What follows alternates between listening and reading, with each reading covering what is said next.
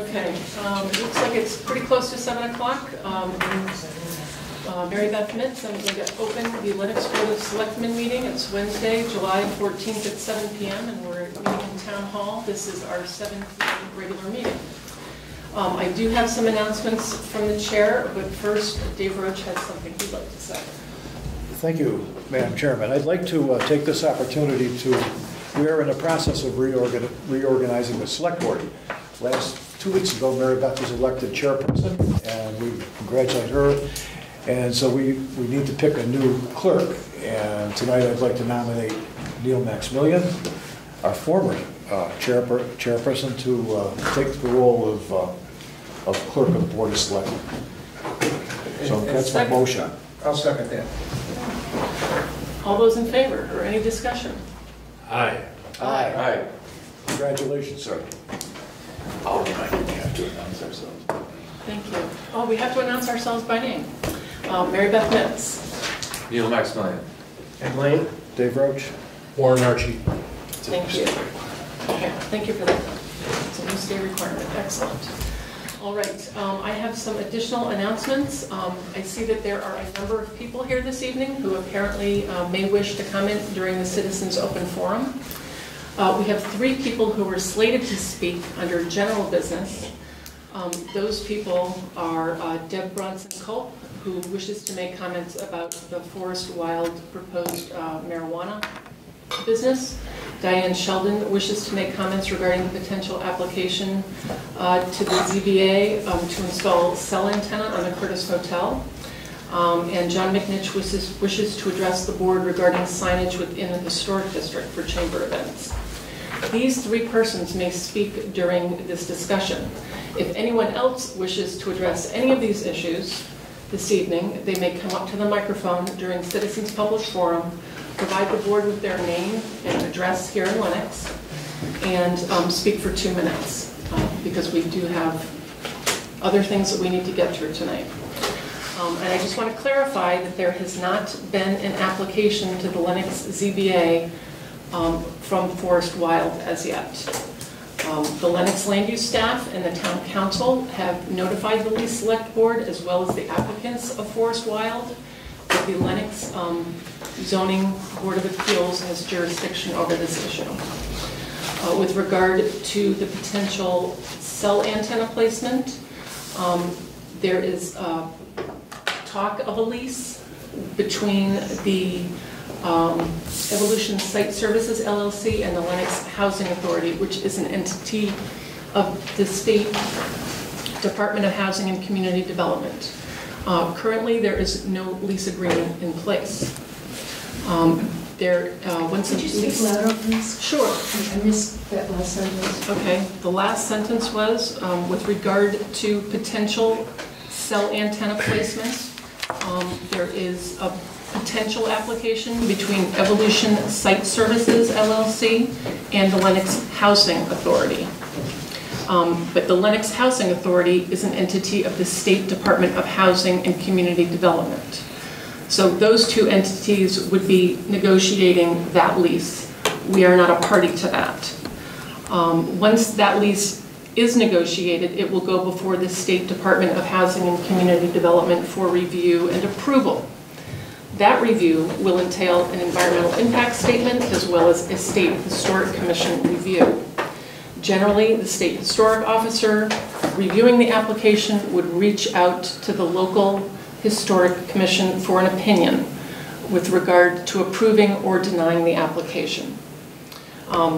If and when the state approval process occurs, it will also need to go before the Lenox Zoning Board of Appeals for review and approval.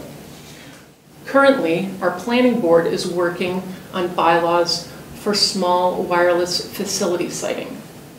They are hoping to have a bylaw draft available for a public hearing within the next few months. So this is on everyone's radar.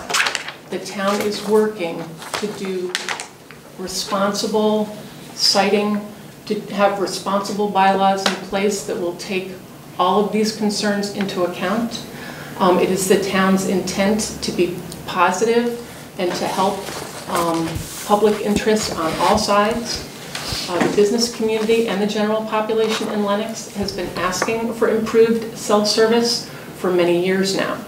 And this is a consideration that the town must make.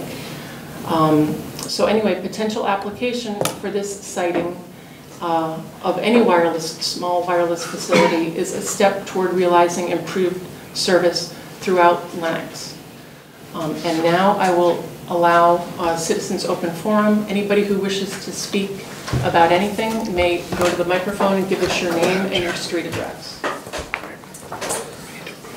Oh, okay. One thing, I'm going to just stop you right there. I jumped the gun after my announcements. First, we need to approve our minutes of June 30th. Madam Chair, I would make a motion to approve the minutes from June 30th. Second. All in favor? Aye. Aye. Abstain. Great, thanks, Neil. So 4 approvals and 1 abstention. Great, now we'll go to citizens open forum. And again, if you could state your name and your street address, you've got 2 minutes. I'm Susan May. I live at 40 Old Stockbridge Road. I'm sorry I'm not as well prepared as I'd like to be this evening. I've asked for documents to do research, and I haven't gotten them yet. So I was hoping Mr. Lepore would be here tonight, so I could ask him a couple of questions, but I don't see him. Is he planning to be here? No. Okay. Okay. I didn't think I would get involved with this issue until I saw the large turnout of residents at the Lenox Housing Board meeting yesterday at the Curtis building. The majority of housing residents are against the building of a cell antenna on the roof of the Curtis. A large number have signed a petition to that effect, and I don't think that it's reached your desks yet, the petition. Mr. Lepore, the town's consultant, says that the FCC controls almost everything. The towns don't have much control. That's his line. The FCC does regulate the amount of emissions and other things. That's true. The FCC does not regulate where cell towers are sited. That falls under the jurisdiction of the town. Current bylaws would not allow for cell equipment on the Curtis. But the town can hire a consultant to write new zoning rules that do allow it. And Mr. Lepore has been hired. I asked the land use office to send me a copy of the draft zoning laws they're working on, and we're told it wasn't available yet. So I wanted to ask Mr. Lepore the question, the big question for us: is there a setback from antennas or cell towers to residential buildings or structures? I'm sorry, your 2 minutes have elapsed. And as I've stated previously, the zoning board is currently working on small wireless facilities bylaw draft. That draft will be available for public comment within the next few months. Okay. Thank you very much for your comment. Anyone else? Okay, I'll continue at the next meeting then. Thank you.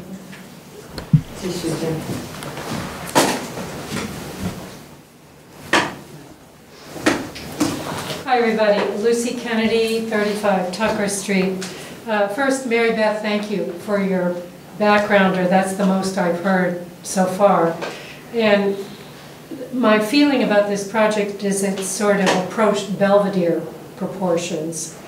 So all my concerns are about transparency and governance.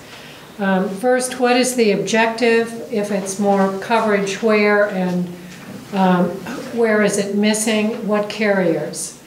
If the Curtis is one solution, what alternatives have been considered? If rejected, why? What is the installation? How big? How installed? What carriers? Who is in charge of the decision? And you helped a little with that, but I still have a number of questions, as I think other people do. Who is in charge of the installation? Is there conflict of interest with the consultants being used? What input do residents have on installation on a historic building in the middle of town? When will we have the opportunity to have that input? Thank you for your consideration. Thanks, Lucy. Anyone else? Go right ahead. My sister Deb Brownston wasn't able to make it today, so can I speak for her? That's for our general business. You're here to talk about Forest Wild. Yeah, I just wanted to make sure that I could speak on her You're behalf. under, yes, you're Okay, under great. general Thank business, you. and you'll be taking care of Madam that. Chair, I apologize, actually. The original speaker had asked, I think, for you And to speak. I did get that notification, Okay. I just didn't remember your name. No, that's So okay. Thank you for noting that. Anyone else?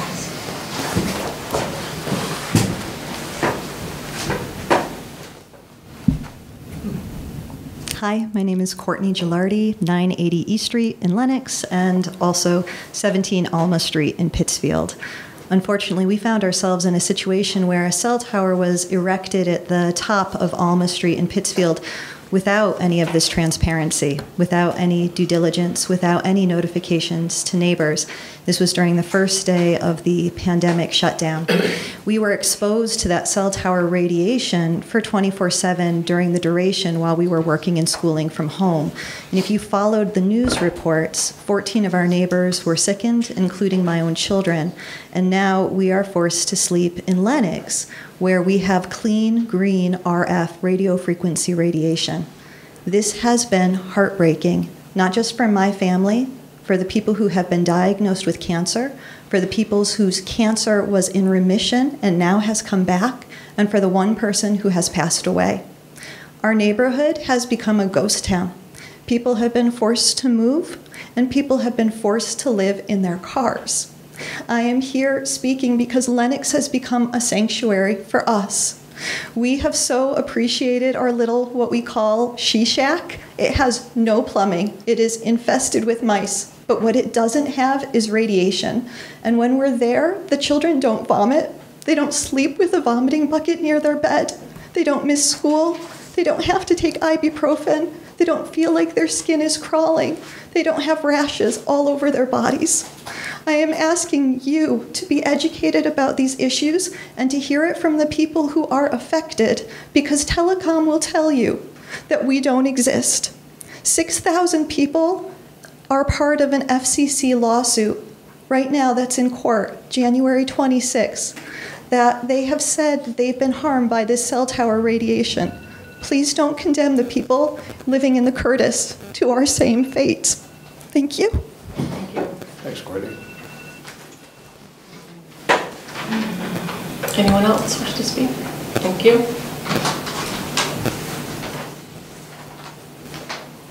Hi, my name is Amelia. Thank you. Hi everyone, my name is Amelia. I live at 988 Street. I lived in Pittsfield, but now sleep in Lenox because I was injured and my little sister was injured due to a cell tower being placed in my neighborhood. If you have followed the news, 14 of our neighbors have been harmed and 3 have cancer. We never knew this would become a living nightmare with people's cancer returning, people having to leave their homes, and worse, people becoming homeless. Is this what you want for the elderly, disabled, and low-income residents of the Curtis? To have what happened in our neighborhood happen here? I have testified in Massachusetts about wireless harm from cell towers because people who are for the industry will tell you that people like me do not exist, that they don't know of anyone harmed or any evidence of harm. I have met kids like me from all over the world who experience debilitating and life-changing symptoms ranging from headaches, nausea, dizziness, insomnia, palpitations, and others. We sleep in Lenox to get away from the cell tower, and when we do, our symptoms get better. This is an environmental illness. This is fully preventable. You can consent to using wireless in your own home. Even the Massachusetts Department of Public Health says to protect yourself, you can turn a device off, use it less, or move further away from the source. In the case of a cell tower, you cannot do any of this. The FCC are not doctors, and they not only base their standards on thermal harm, not biological damage. and their recommendations is from the 1980s, before the smartphone was invented. RF radiation is classified by the World Health Organization as a carcinogen in the same class as lead and DDT. These are facts, not opinion. But the mainstream media doesn't often want to report these facts, so you only hear one side of the story. We moved here to get away from cell towers. Please don't condemn your residents here to the same fate.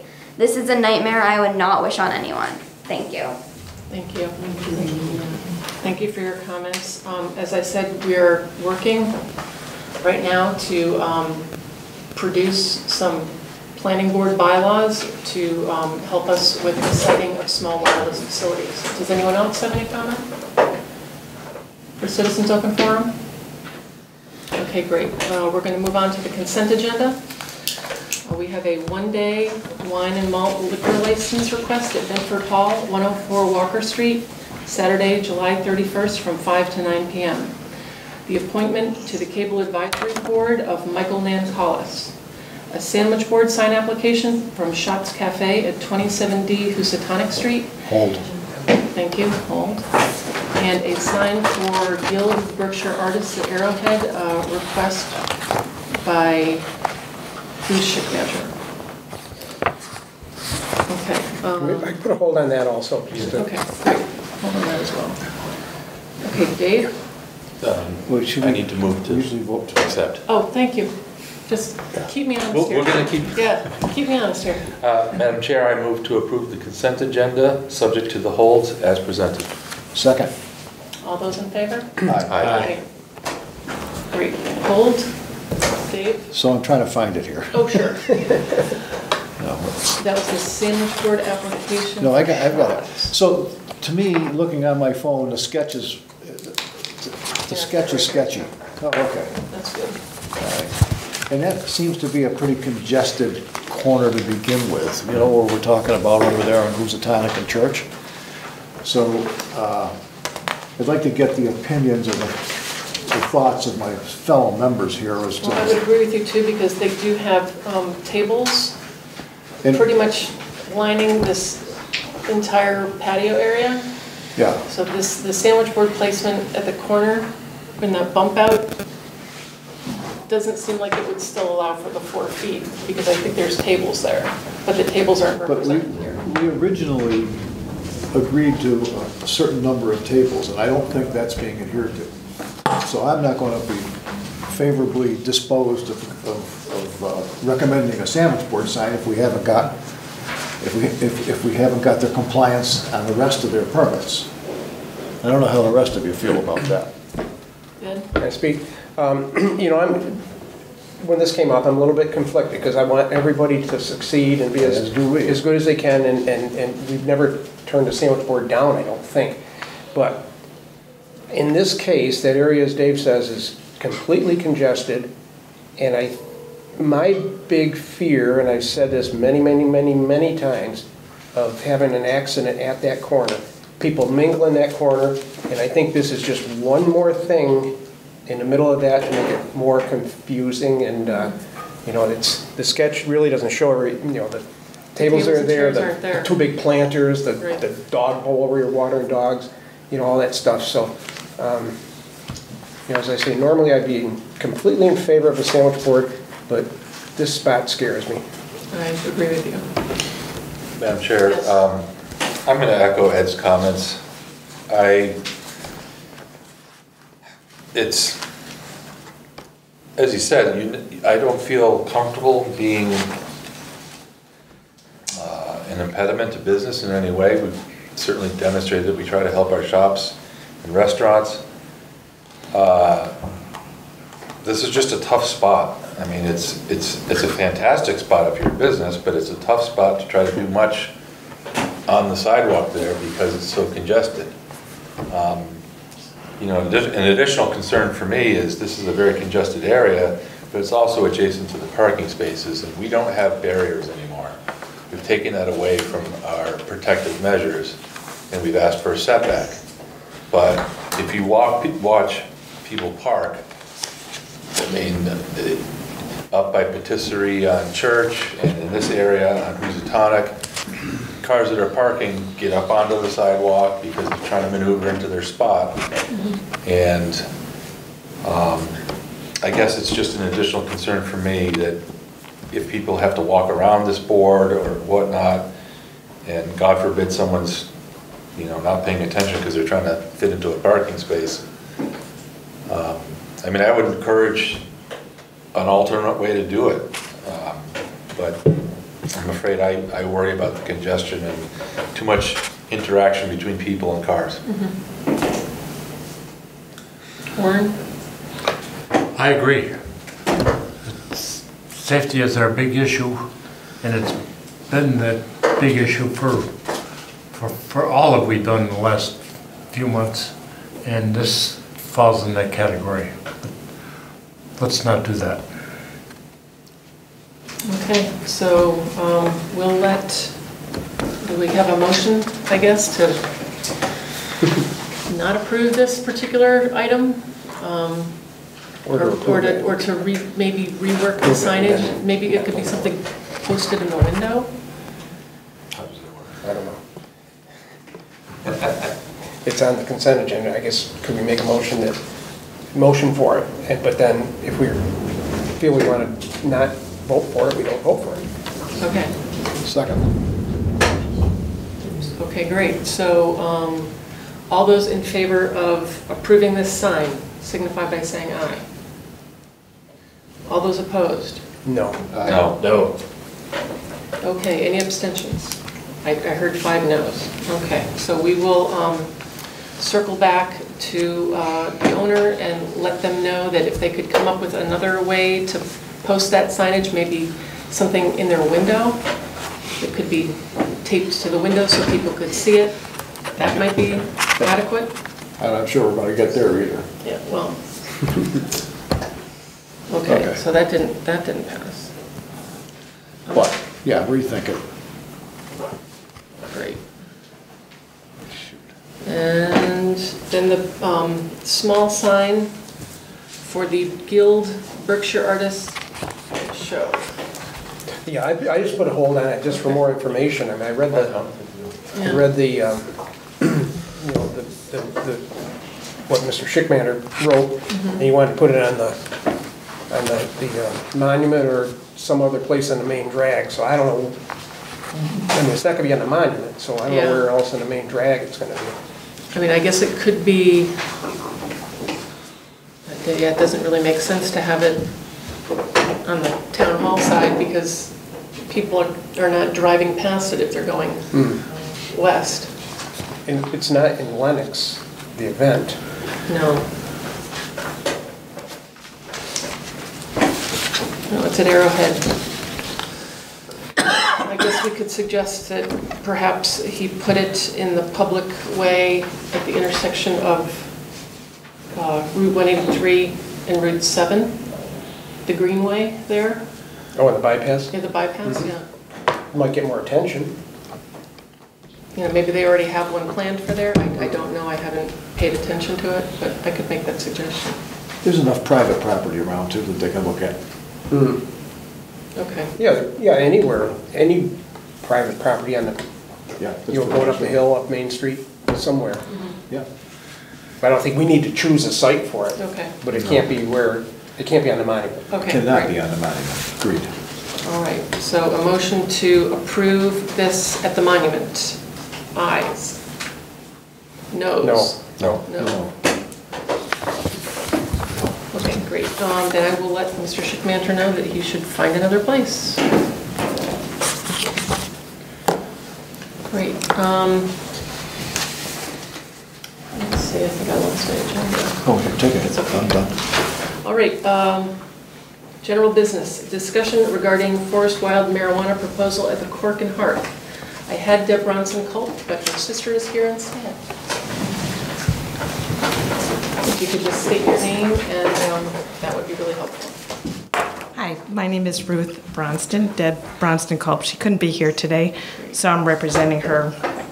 And I live on 64 Bramble Lane in Lenox, and I just want to thank you for adding us to the agenda today. And I appreciate your comments earlier. I'm not sure I caught everything, so you might need to repeat some of that stuff. I can refer back to it. If you like. Okay. So as Bramble Lane residents, we have some concerns about the Forest Wild Cannabis Shop being located at the Cork and Hearth property. And a lot of those concerns are traffic concerns and pedestrian safety concerns, traffic safety and pedestrian safety. And even, there was a traffic study that was done on behalf of Forest Wild where we think it was pretty erroneous. And those claims were substantiated by the Chief of Police of Lee, Craig DeSantis, at the Lee Select Board on May 4th, where he said that, actually I have a quote, that while the traffic study was very comprehensive, it was convoluted and represented the applicant's interest, end quote. And based on his experience, a pot shop at that location creates an abundance of traffic and a public safety hazard as it relates to accidents. And he even mentioned later on in the meeting that he didn't want to put an officer at that intersection because of sightline issues and speed limit issues. So I know we sent a letter, the Bramble Lane residents sent a letter in February, with our objections. So you understand where we're coming from. A few things have since developed since that letter. But I guess we feel that Forest Wild is really blatantly disregarding and violating Lenox's bylaws. And so our question is, how is Lenox going to be proceeding with asserting their jurisdiction in this issue? Because as you know, the property juts into the town of Lenox, and it's zoned as R1A, which doesn't allow for a dispensary. And there's the section 6.1.4, which talks about land divided on a town line. And as I understand it, although I could be wrong, that Lenox has already extended the maximum number of cannabis shops. And so this third shop would be exceeding the limit. And while not specifically the letter of the law, certainly the spirit of the law, that it abuts the Lennoxtown Beach, which is where minors congregate. So, when I listened to the May 4th meeting, it sounded like, if I recall correctly, both Forest Wild and Lee said that they hadn't heard from Lenox, and in terms of this being a violation. And so we're just wondering, because we want to be able to help, but we're not quite sure how to help you, since we're not quite sure where you're going or how you're planning on exerting your jurisdiction in this case. So we wanted to know how you're planning on proceeding. Well, we have, as I said earlier, we as a town have notified the Lee Select Board. Our staff has been in touch with the Lee Select Board specifically to let them know that, this is potentially in violation of our zoning. We have not had an application come before our ZBA, but should an application come before our ZBA, that activity is forbidden in that particular area because of our zoning bylaws. Our town council has reached out to the applicants to inform the applicants that there are problems with an application for a cannabis establishment at that particular location as well. Our council has not heard back from the applicants. There's only so much we can do. And I anticipate that should they wish to move forward with this, they'll have to come before the Lenox Zoning Board of Appeals, and a determination will be made at that point. From everything that the zoning bylaws say, it seems that that is not an allowable use for that parcel. And the fact of the matter is that any zoning enforcement would occur through our building department. So we have mechanisms, but until we get an application that we can react to, this body doesn't have, we've done everything that we can do by notifying the Lee Select Board through our staff, by having our town council reach out, and now it's time for the applicant and or to come before us. Yeah, it's got to be disappointing for you all when you have contacted them and they haven't responded at all. I can imagine how disappointing it is for them to disregard your town bylaws.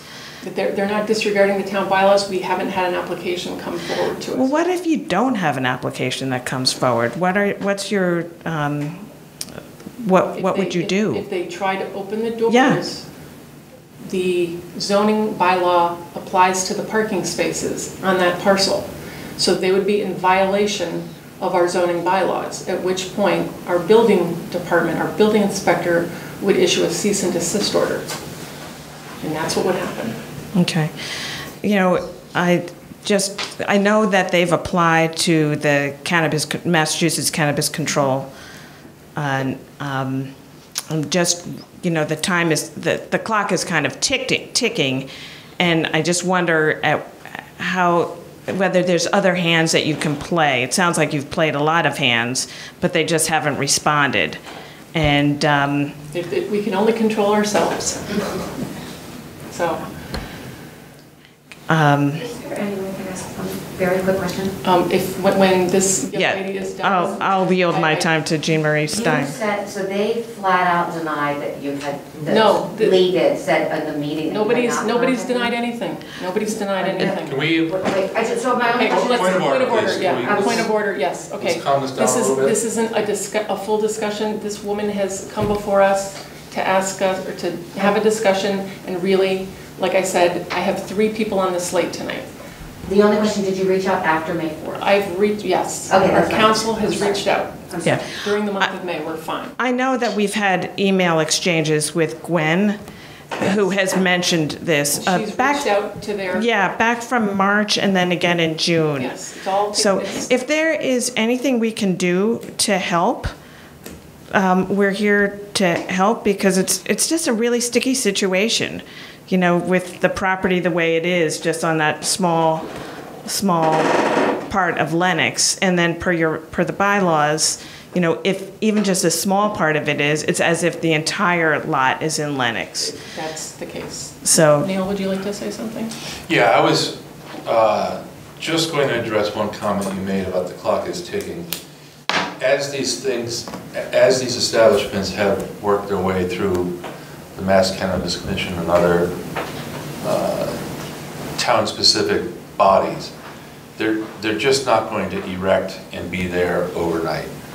I can't tell you what I think the timeline is, but I would think we're not closer than 18 months from these folks being,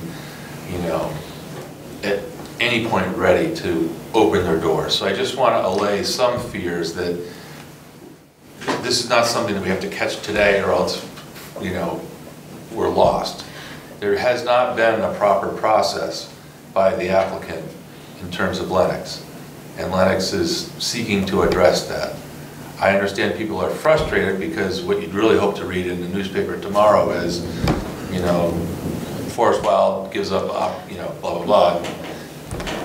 And that's not happening. So I'd just like to have a fair shake.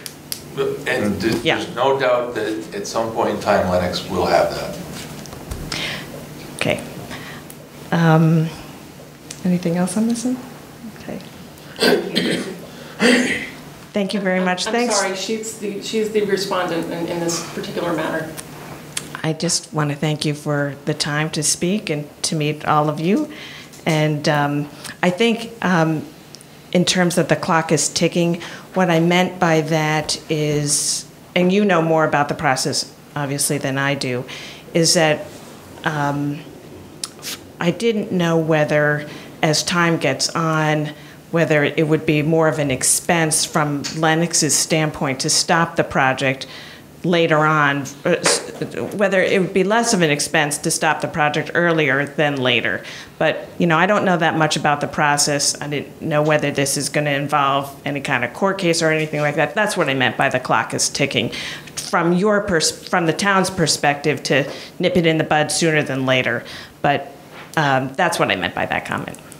Thank you. Okay, thanks. Great, we're going to have a discussion now regarding the Curtis cell antenna. Diane Sheldon. Thank you very much. Thank you for having me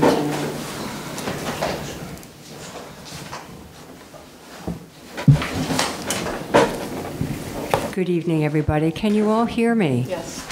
How about over here?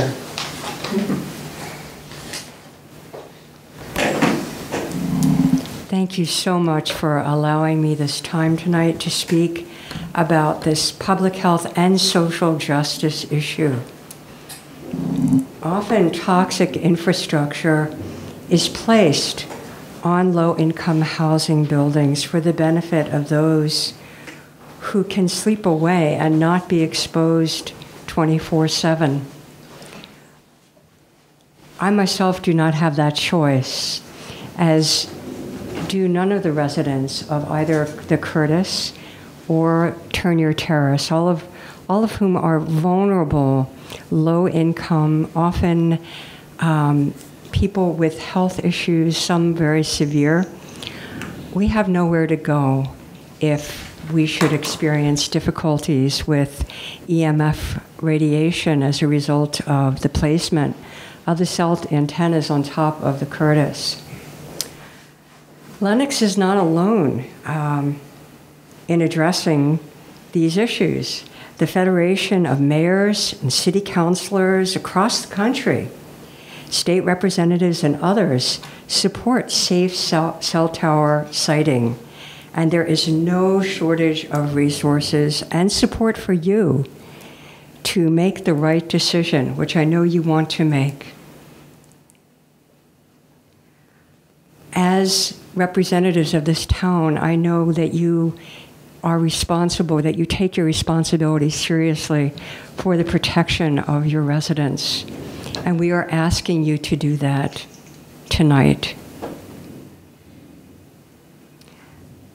None of this information that's available now and that's available as resources is against technology or anti-cell service for that matter. None of us is against cell service. We all have them. And we would like to have cell service, of course. But the issue of health becomes paramount, especially when we have nowhere to go. There is a way to do this respectfully and not at the cost to our citizens whose role it is for you to protect. For any of you who attended the meeting yesterday at the Curtis, you know that there was tremendous outcry from residents. I have 35 signatures alone from the residents at Turnier Terrace, and there are only 42 apartments, several of which are empty. So that's the mass majority of tenants, and the majority of tenants at the Curtis have also signed an objection to the placement of the cell antennas on the building as well. I hope you would take this very seriously. As you know, in 2002, there was a proposal to place the cell tower antennas on the roof of the Curtis, and it was rejected by the Lenox Housing Authority.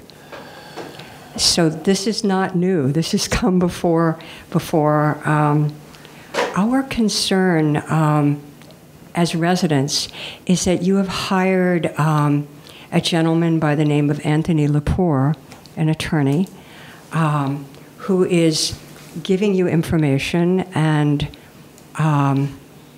in reviewing that information and his statements, one of the clearest ones that I read yesterday, quote, from the notes of the Lenox Housing Authority, November 20th, 2020, legitimate studies show there are no adverse health effects from radiation. I don't think anyone would debate that at this point in time. Everyone knows that there are adverse reactions to radiation, and there is a cumbrous amount of information. I've just handed Mary Beth a large tome of papers that I've asked her to submit as evidence, and I hope you will all read it.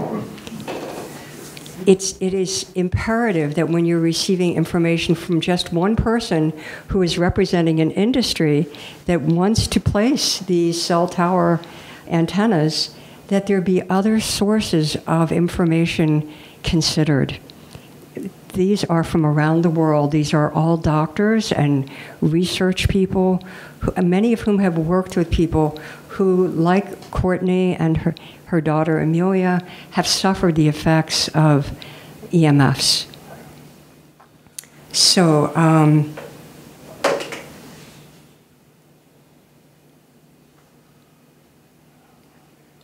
I'd like to know what's changed between the rejection in 2002 of the cell towers placement and now. I couldn't tell you. I was not on the board in 2002, and I couldn't answer that question. Right now, there is not an application pending. Once there's an application and something for various parties to look at and evaluate, then I believe there will be the opportunity for a public forum and for commentary. But at this point, yes, there's nothing before us. There's nothing before this board. There's nothing before the Zoning Board of Appeals. There's nothing before the State Department of Housing and Community Development, which would be one of the first agencies that would have to provide an environmental impact statement, yes, and go through the many clearances and the many hoops that will have to be jumped through in order for an application like this to be successful. So I thank you for your commentary tonight, but honestly, there's nothing that we can do at this point because there's nothing before us. Well, I also know that you all, as a board, have been active in considering these issues. So we have a planning board that is currently assisting the town in developing small wireless facilities bylaws. I did listen last night. Yes. Within the next couple of months, there will be a draft available for public comment. It will be presented by the planning board, and they will be able to answer all your questions, and I'm sure they will be very interested in taking into account all of the concerns that everybody in the town of Lenox has about the siting of these facilities. They're a very good group. They're very thorough, extremely competent, and I know that they're going to do the best for the town of Lenox. Okay, I just wanted to say that Anthony Lepore, whom you've hired, is not an independent person. He is a representative of people who want to place cell tower antennas and in various communities. And therefore, the information he is giving as evidence regarding EMFs is in the interest of that industry. Thank you for your comments. And I'm not quite finished. Your advisement. I'm not quite finished, if you don't mind. Terrific. I'm sorry. I'd like to know if a wireless needs survey has been conducted to show alternative locations for the wireless infrastructure. We can get back to you on that. Could you please? I'd appreciate that. And what is the need that these antennas serve in terms of a gap in the service? Is this gap voice or is it data? Are people able to make emergency phone calls or voice calls from which carriers? Also, cell tower setbacks, which Susan addressed. It's very important. By the planning board as well. Right. And also, I'd like to point out to you, and I'll give you this one copy that I can, or maybe there's two there, that there have been 3 towns, and possibly more, I believe Susan said. We do know that both Great Barrington, Stockbridge, and Otis have all passed bylaws restricting the placement of cell towers or antennas away from residential areas. And I would like to ask you, as a board, to also consider this, make this a priority before anything else happens, because to move forward with instructions from an industry representative without these kinds of protections for residents, which I know you're wanting to do, is not serving us. As I mentioned before, the planning board has taken all of these particular topics under advisement, and they are all part of the draft that they are proposing. to draw up for public comment. Are you aware of the firefighters and the law that they passed in California about cell tower placement away from stations due to documented health effects and changes in MRIs? Are you aware of that? No, I'm not. Well, I know that that's been one of the concerns. I unfortunately only have one copy, and I will email a copy of this to you. This is the International Association of Firefighters, Cell Tower Radiation Health Effects. It's really excellent reading, and I hope you will. If you pass that along through email, that'd be fantastic. I will do that. The last thing I'd like to just say is that the FCC is the one who is providing a lot of the so-called expert information regarding the safety of EMFs. It is a well-known fact that they are in bed with the wireless industry. They have people in Washington, D.C. They have people everywhere. They are paid. They are making a lot of money, not informing people about what's really behind what they're doing, but selling their tech. So when you get information from a gentleman like Mr. Lepore, who is not a clean agent, he is representing these companies. So I'm asking you to please be very careful about who you accept your so-called expert witness testimony from, and be sure to allow this kind of evidence that is coming from all over the world to be considered part of your documents and studied as well. Thank you so much. Thank you, Diane. I'm sorry to take so much of your time. No, that's quite all right. It's a good idea. If you have concerns with the FCC, it's a great idea to reach out to Representative Neal and Senators Warren and Markey and express your concerns to them, because they have the power to change these types of things. Okay, great. Now we're going to move on to the discussion regarding signage for the chamber events. John McNinch. Hi, John McNinch, 351 East Street. Here representing the board from the Lenox Chamber. So I believe the building commissioner has come in and talked about the multiple signs that are in the window at the chamber. So I'm here to ask that this board do something to, since the chamber represents businesses in town, plus all the tourists come into the chamber, they're looking for information, so all that information is in the windows. Perhaps there's a way to get around all the rulings and all the individual signs for the chamber, and so we're here to ask for your help on that. Yep, I agree with you. I spoke to Jen a little bit a couple of days ago before she left on vacation, and understand her frustration. We did receive a letter stating, that various signs for Lenox Loves Music and the dining terrace had been removed, and a lot of those had been put up in conjunction with activities in this office. So we will work it out and cite those temporary signs again, and probably reach a good conclusion. So I also spoke with Jen, and she said that correctly so, BJ had been there and made some suggestions, well, maybe more than a suggestion, as to what should happen. And I don't want to undermine what BJ did, because absolutely that's the right thing to do, and we support her 100%. But in a case like this, we also support the chamber, and the chamber is our arm in getting the word out as to what's happening in town.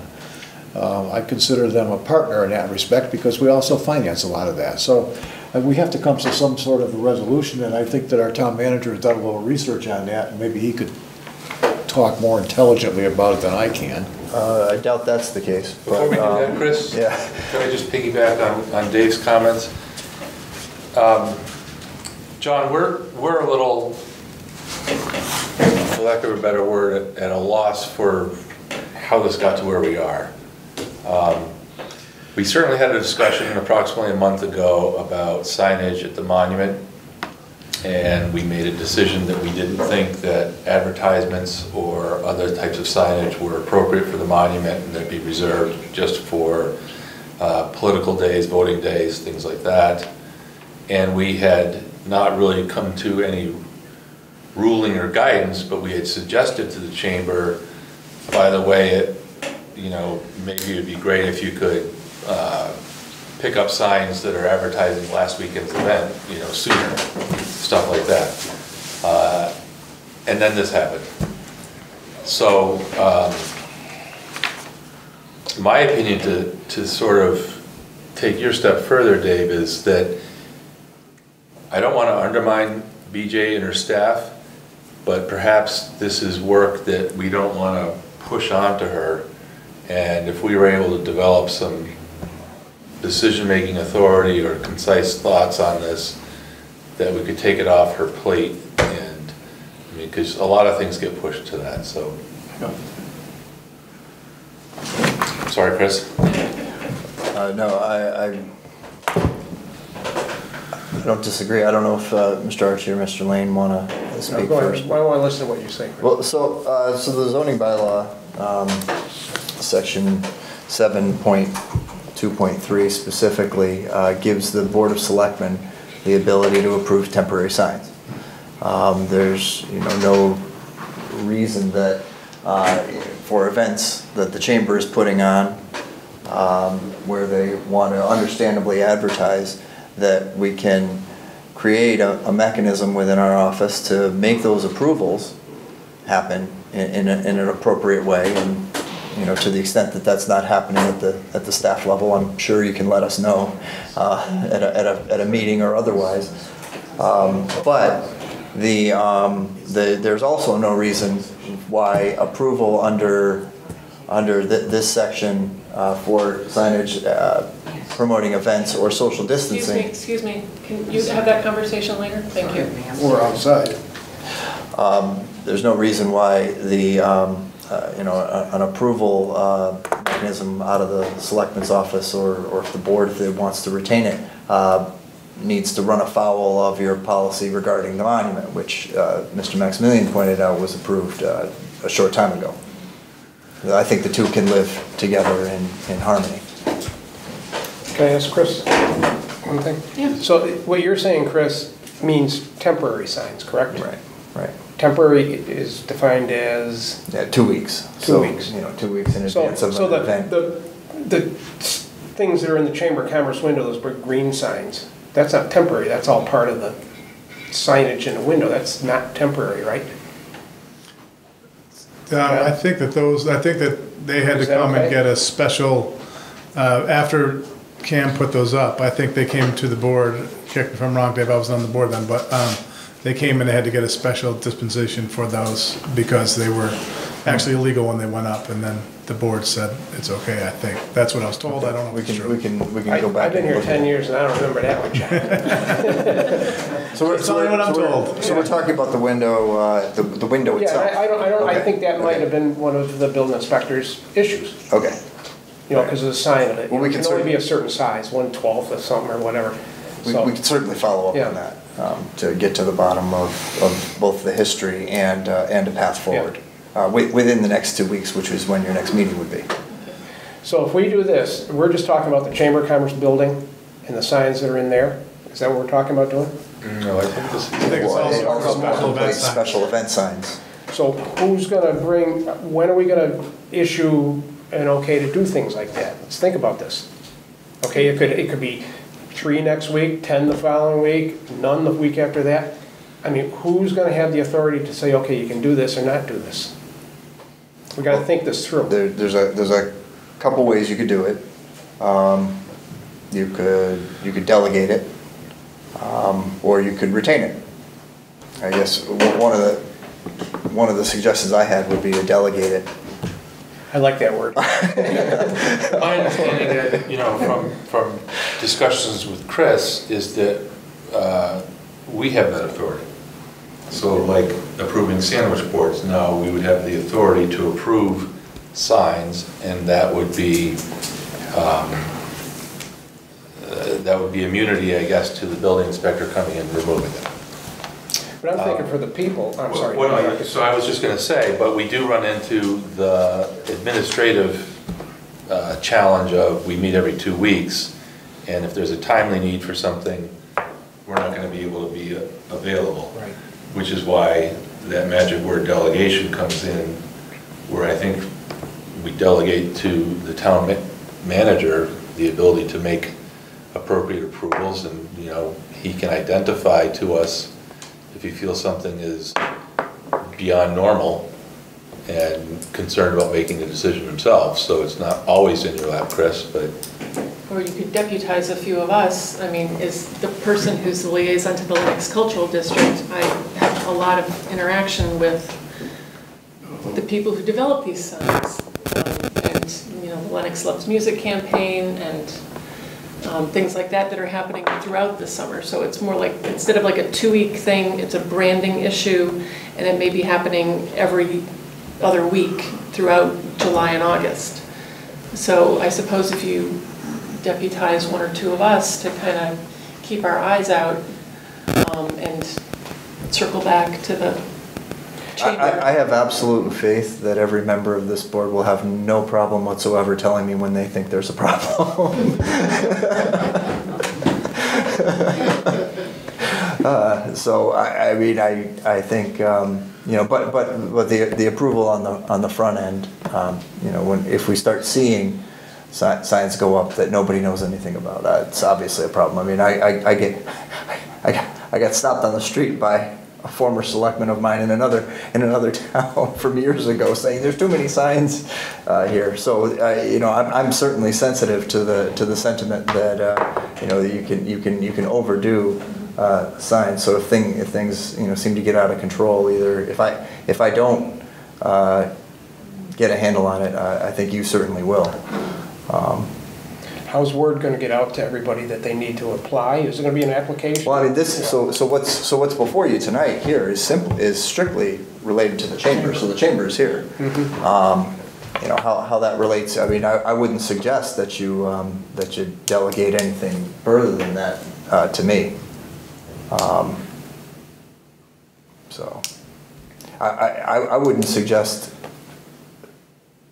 doing anything other than working with the chamber. I wouldn't suggest that me personally, work directly with a business to have them put up a temporary sign that the chamber or the board isn't aware of, or that leads to scope creep or anything else. I mean, this would strictly be a request that would have to come from the chamber board officer, someone from the executive board, Jen Nacht, the director, to our office, and I would deal with it.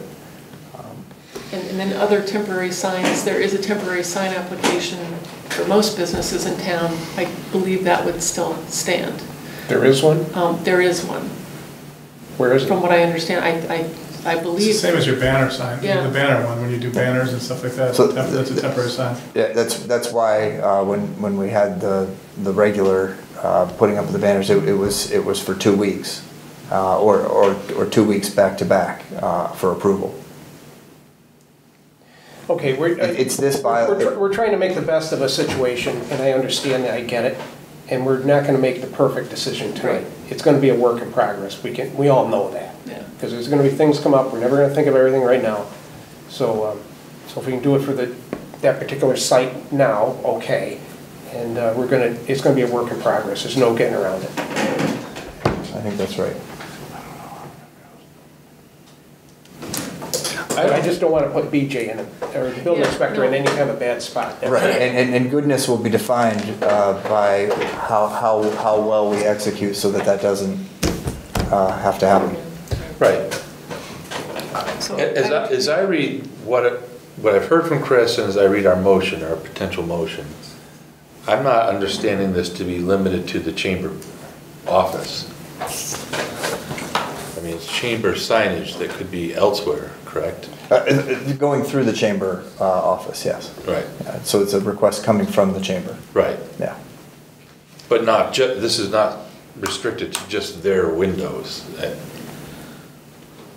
Yeah, I don't see any believe restrictions it. here. I mean, I don't believe so. I believe that this particular motion that we have before us is for temporary signs within the village. Yes. So I think we have, I mean, to me, the key here is that we've found this section of our zoning bylaws that gives us an ability to approve signage in the district. Temporary signs, because Temporary signs, permanent yeah. signs are the jurisdiction of the historic district. Okay, yeah, I'm not trying to, I'm Yeah. sorry, I'm not being No, that's precise fine. with the words. That's okay. And I understand that we have other sign applications, we have a format for that. So I think we have removed from BJ's plate by sort of quote unquote, taking this back under our direction. We've relieved her of a lot of that judgment calls that she has to make. And as you said, it's not perfect, we can revise it, but personally, I'm in favor of this motion because it addresses the chamber's needs now. And if we need to amend it or come up with something to cover other things not covered by this, then we can do that at that time. Sounds good. I don't think this is It's not the perfect fix, but There'll it's be a more bites at temporary. the apple, I mean, available. This is not a, And I think that's appropriate. Mr. McNitch and I spoke briefly today, and I haven't had an opportunity to speak with Jen directly. I know some of you have, so I think to Mr. Lane's point, this is a work in progress. mm-hmm. With the goal of being not adding, enforcement burden to our inspections department, right? Yeah, I'm okay with that, knowing full well that it is a work in progress. We're gonna have to. Yeah, indeed. Deal with it. Yep. Good. Sounds good, I'd entertain a motion. Yeah. Okay, Madam Chair, I move that the board grant approval for artwork and signage, for the artwork and signage request. Let's read right. Let me start over. I move that the board grant approval for artwork and signage for the Chamber of Commerce special events subject to the standards established under section 7.2.3 of the Lenox bylaws, subject to review and approval of the town manager. Second. All those in favor? Aye. Any opposed? Any abstentions? Great. Thank you. Thank you, John. Thanks, John. All right, now we come to the exciting part of the evening where we have Board of Selectmen liaison reports. Ed? Geez, I don't have very much. Hi, Courtney. Thank you. Good luck. Thank you. Okay, Courtney. Thank you very much. I just want to make mention of one thing.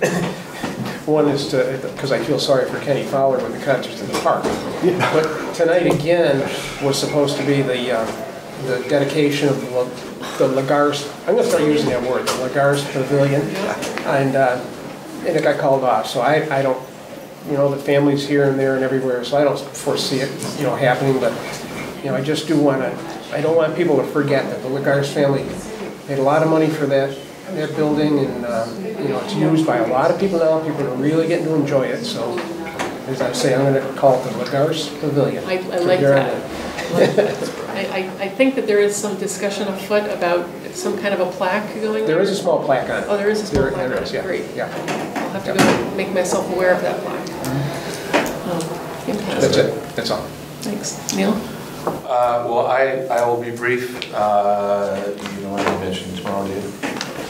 Oh, yeah, go ahead. I forgot. So the Permanent Building Committee will be meeting tomorrow at 2 p.m.